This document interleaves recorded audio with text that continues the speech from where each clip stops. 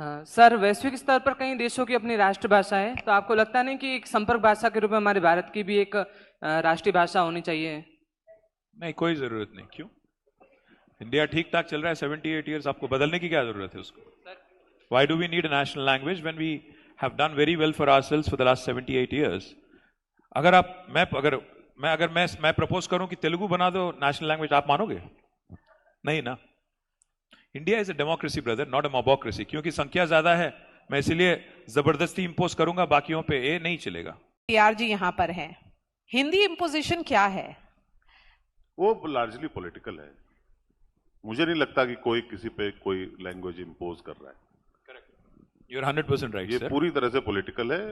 जो भी पॉलिटिशियंस क्या करेंगे, उनका भी तो प्रोफेशन है। मैं छोड़ दूं अपना काम?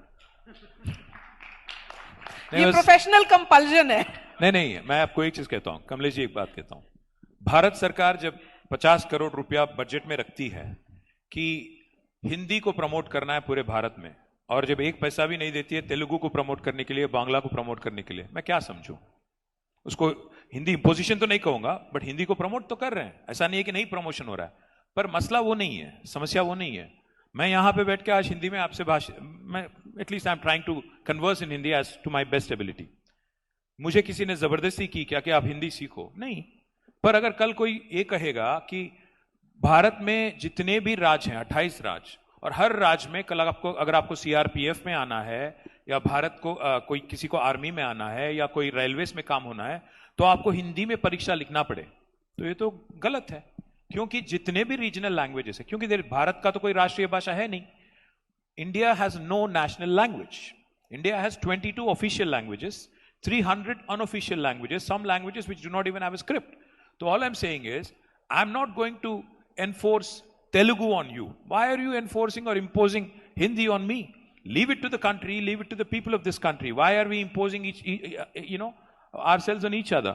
Hindi imposition. See, for example, if Tamil Nadu feels very strongly, or Karnataka feels very strongly, or even Maharashtra feels very strongly, or Telangana feels very strongly, that Hindi should not be imposed, so be it. See, Prime Minister P.V. Narasimha Rao was able to converse in 16 languages, including French, German, and Spanish. So my point is, it is the individual's appetite, it is the individual's interest that should dictate. And also, Kamlesh ji, language is not just political issue. Language is not just a communication tool. Language is also cultural identity. Remember that. See, in fact, the beauty of India is unity in diversity. हम लोग बार-बार कहते रहते हैं। अगर आप हिंदी को impose करोगे, हिंदी को जबरदस्ती साउथ में या कहीं और इंपोज करने की कोशिश करोगे, you are undermining the very idea of this diversity. You are undermining the authority of this country which is based on our beautiful diversity. क्यों करना है जबरदस्ती किसी के साथ? तो राज ठाकरे को क्या बोलेंगे? सॉरी, राज ठाकरे